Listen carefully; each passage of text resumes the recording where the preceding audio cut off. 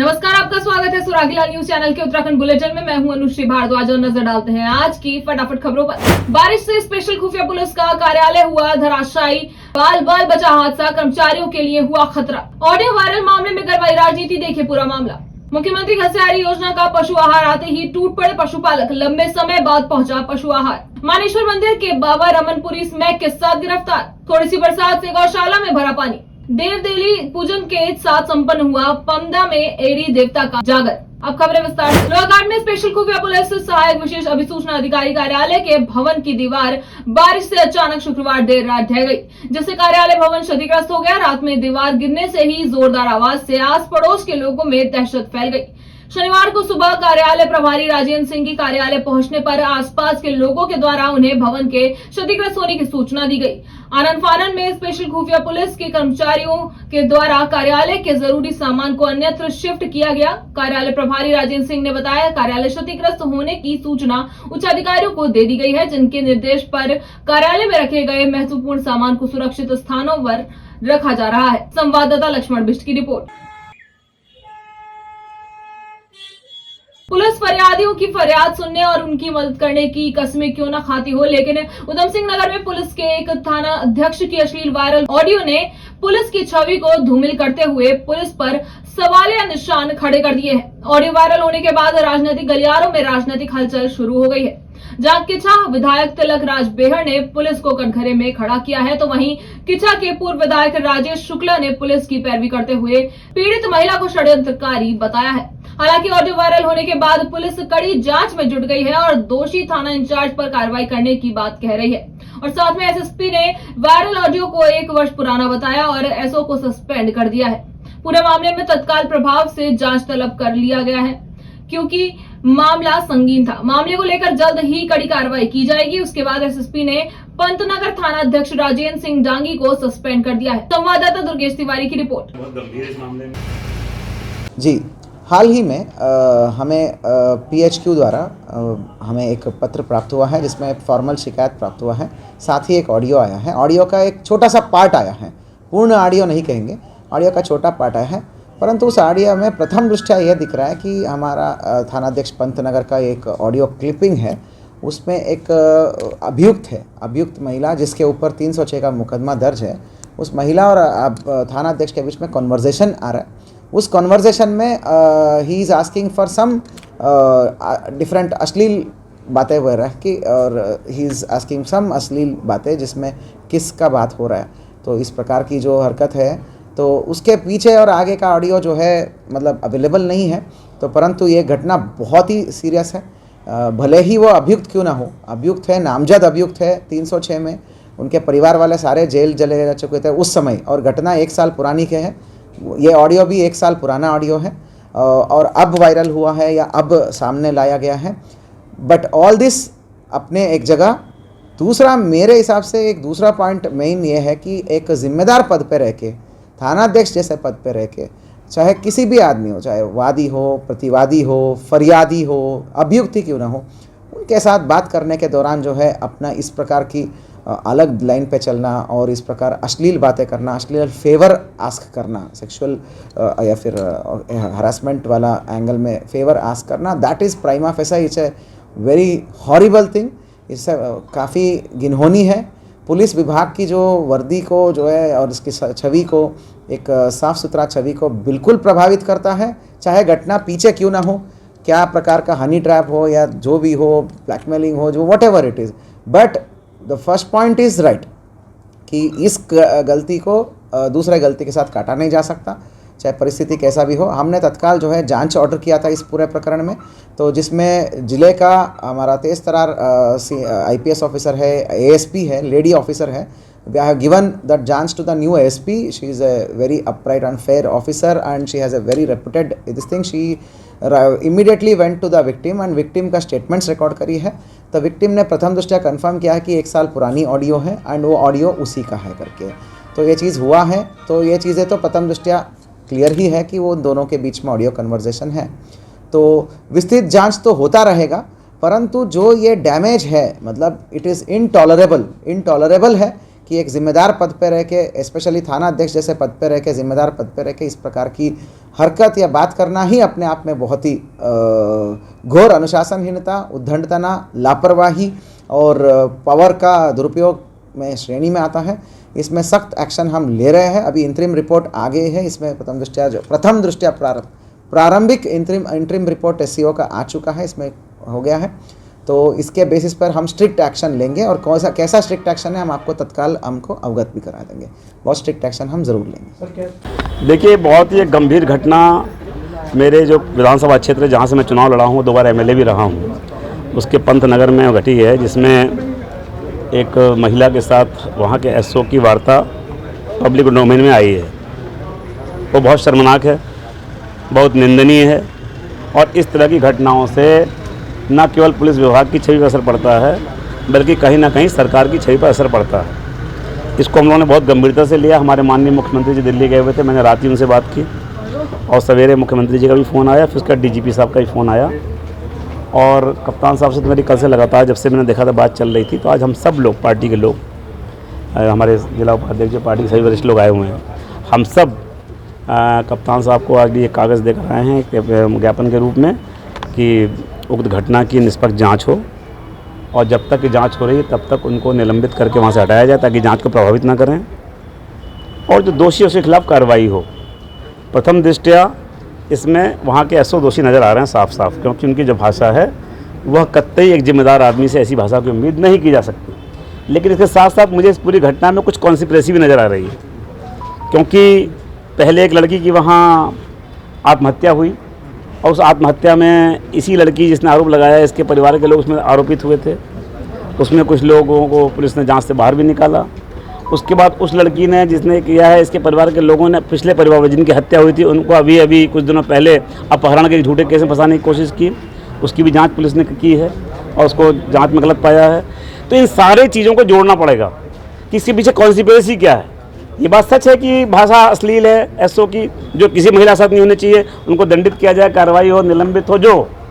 लेकिन इस घटना की जांच इसलिए भी जरूरी है कि पुलिस विभाग और जनता ये समझे कि किस तरह के षड्यंत्र रचे जाते हैं, उन अपराधियों का भी खुलासा होना चाहिए। इस सारे परिप्रेक्ष्य में आज हम लोग आए थे और मुझे अभी कप्तान साहब ने भरोसा दिलाया है, डीजीपी ने भी भरोसा दिलाया है और माननीय मुख्यमंत्री जी ने भरोसा दिलाया है। तो मैं कह सकता हूँ कि कार्रवाई जरूर होगी। और चंपावत जिले में लंबे समय से जन कल्याणकारी मुख्यमंत्री घनश्यारी योजना के तहत पशुपालकों को सस्ती दरों में मिलने वाले पशु आहार की सप्लाई कई महीनों से बंद पड़ी थी, जिस कारण पशुपालकों को दिक्कतों का सामना करना पड़ रहा था।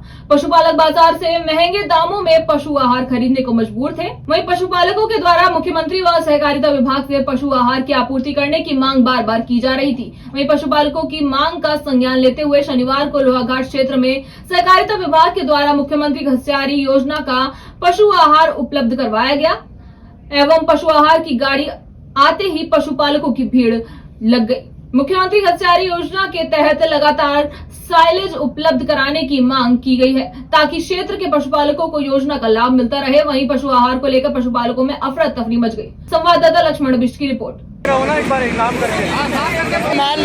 हम काश्तकार ये कहना चाहेंगे कि जो भी है कि मुख्यमंत्री तक ये बात पहुंचनी चाहिए। जो घनश्यारी योजना उन्होंने लागू कर रखी है उसका सब जनता तक बराबर, जो लगातार अगर गाड़ी आती रहेगी तो पूर्ति हो जाएगी। लेकिन अब बहुत समय बाद ये गाड़ी आई है तो इसलिए यहाँ तक अभी खपत कम हो रही है, तो पहुँच नहीं रहा है, तो यहाँ पब्लिक काश्तकार परेशान है। तो हम ये निवेदन करना चाहेंगे जितने भी काश्तकार लोग हैं कि सब लोग की इसमें पर डे जो 2 गाड़ी, इनकी 2 समितियाँ हैं उसमें कंटिन्यू 2 गाड़ियाँ रोज आनी चाहिए। कहना चाहेंगे कि सरकार से ज़्यादा यहाँ पे ये पशु आहार भेजा जाए, क्योंकि देख ही रहे हो आप, ये सामने ही है, आपके सामने है कितनी भीड़ हो रही है। बहुत दूर दूर से लोग आए हुए हैं और सुबह 8 बजे से कई मशक्कत के बाद बड़ी मुश्किल से 5-5 कट्टे एक आदमी को मिल रहा है। हाँ जी, बहुत लंबे समय आया है। यही है कि जो भी जहाँ से भी ये आता है वहाँ से वही है रिक्वेस्ट है हमारी कि ज़्यादा से ज़्यादा मतलब यहाँ को हमारे यहाँ पशु आहार भेजा जाए, क्योंकि हमारे ये पहाड़ के इलाके में किसान लोग होते ही हैं, हर घर में गाय होती है। हाँ, अभी तो फिलहाल तो लाभप्रद लगी हुई है, जिस हिसाब से चल रहा है, योजनाएं चल रही हैं, उस हिसाब से तो ठीक ही लग रहा है। आप लोगों ने हमारे मुख्यमंत्री घरसाई की योजना काफ़ी लंबे समय से नहीं पहुंच पा रही थी, किसी कारणवश हमारे जितने भी किसान हैं, पशुपालक हैं, हमारी महिलाएं हैं, आप लोगों ने बेसब्री से इंतजार किया है और आप लोगों ने बहुत सहयोग किया। हमें भी व्यक्तिगत रूप मुझे भी सहयोग किया है और विभाग के माध्यम से भी आप लोगों को समय समय पर जो आश्वासन दिया गया था, बड़े लंबे समय बाद गाड़ी आई है। बहुत ज़्यादा डिमांड थी और आप लोगों ने हम लोगों के सहयोग के लिए जो भी आपके अब कम मात्रा में ले जाकर हमें सहयोग किया है, उसके लिए मैं सभी काश्तकारों का, हमारे जितने कृषक भाई बहन लोग, उनका मैं तहे दिल से हार्दिक धन्यवाद करना चाहता हूँ। और आने वाले समय में ऐसा है कि ज़रूर आप लोगों की जितनी भी डिमांड है पूरी की जाएगी। आज आप लोग कम मात्रा में ले गए, आने वाले समय में आप लोग की डिमांड को देखते हुए आज जिस हिसाब से आप लोगों ने सहयोग किया है, आपकी डिमांड को, मांग को पूरी करने की पूरी कोशिश करेंगे। लगातार हम साइलेज फेडरेशन से बात कर रहे हैं, हमारे उच्चाधिकारी भी इस बारे में माननीय मुख्यमंत्री जी के यहाँ भी हम लोगों ने ज्ञापन देने के बावजूद, हमारे काश्तकारों ने जो दिया है उसके बावजूद यहाँ मिल पाया है। आने वाले समय में आपकी डिमांड पूरी होगी।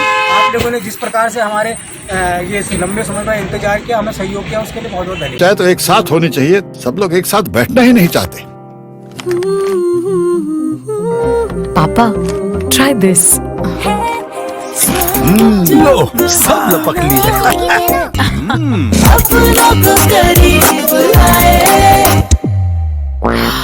ये क्या हाल कर दिया है रूम का? बस कल से चाय? कल से चाय मेरे रूम में। देवर पान नमकीन। लोहाघाट क्षेत्र के प्रसिद्ध मानेश्वर महादेव मंदिर के बाबा रमनपुरी को पुलिस ने स्मैक के साथ रंगे हाथों गिरफ्तार किया।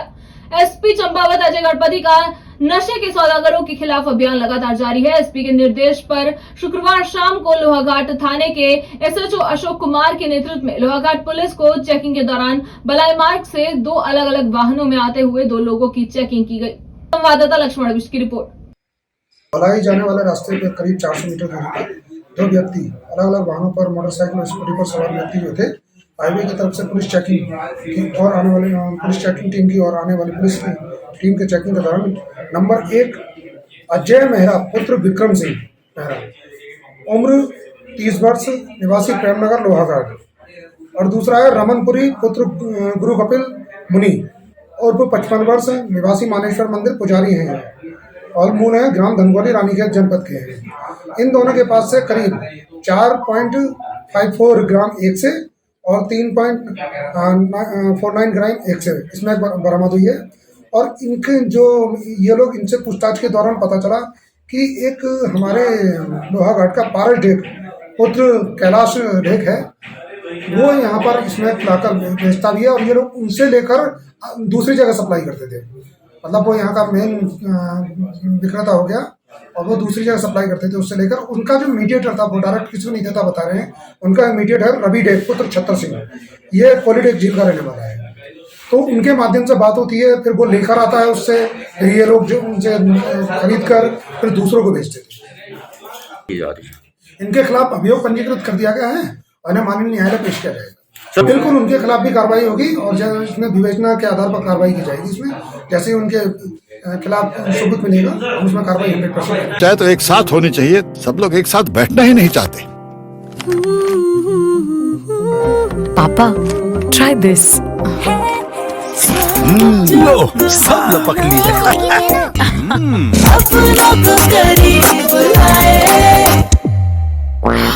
ये क्या हाल कर दिया है रूम का? बस कल से चाय? कल से चाय मेरे रूम में। देवर पान नमकीन। थोड़ी सी बारिश से ही भर गया गौशाला में पानी, जानवर पानी में रहने को मजबूर, लोगों में भारी आक्रोश, लोग कर सकते हैं तहसील में प्रदर्शन। संवाददाता ईश्वर सिंह की रिपोर्ट। बाराकोट के ग्राम सभा पमदा में विगत 11 दिनों से चल रहा है एड़ी देवता का जागर। आज देव देली पूजन के साथ संपन्न हो गया। आज प्रातः काल से ही ग्राम सभा पमदा में पूजा पाठ का कार्यक्रम प्रारंभ हुआ। तदोपरांत भूमिया मंदिर, गोरला देवता मंदिर, बर्मा मंदिर, त्युंदर देवता मंदिर, एड़ी देवता मंदिर के साथ सभी घरों की देली पूजन के साथ एड़ी देवता का जागर संपन्न हो गया है। इस दौरान गद्दी पर अवतरित होकर देवताओं ने कई देव एवं वायु कष्टों का निवारण कर सभी श्रद्धालुओं को सुख समृद्धि एवं खुशहाली का आशीर्वाद दिया। जागर में नागेंद्र जोशी, दीपक चंद्र जोशी, हिमांशु जोशी, परमानंद जोशी आदि अन्य कई परिवारों के साथ साथ सभी ग्रामीण जोशी परिवारों ने सहयोग किया। संवाददाता लक्ष्मण बिष्ट की रिपोर्ट। गत 11 दिनों से एरी देवता का जागरण आज संपन्न हो चुका है। देव डांगरों द्वारा देव गद्दी से सभी को आशीर्वाद प्रदान किया गया। सभी के कष्टों का निवारण करके आज संपन्न हो गया है। एरी देवता का जागरण सभी की सुख समृद्धि के लिए देव डांगरों द्वारा आशीर्वाद दिया गया। आज के लिए बस इतना ही। उत्तराखंड से जुड़ी सभी खबरों को जानने के लिए जुड़े रहे सुरागीलाल न्यूज चैनल से। धन्यवाद।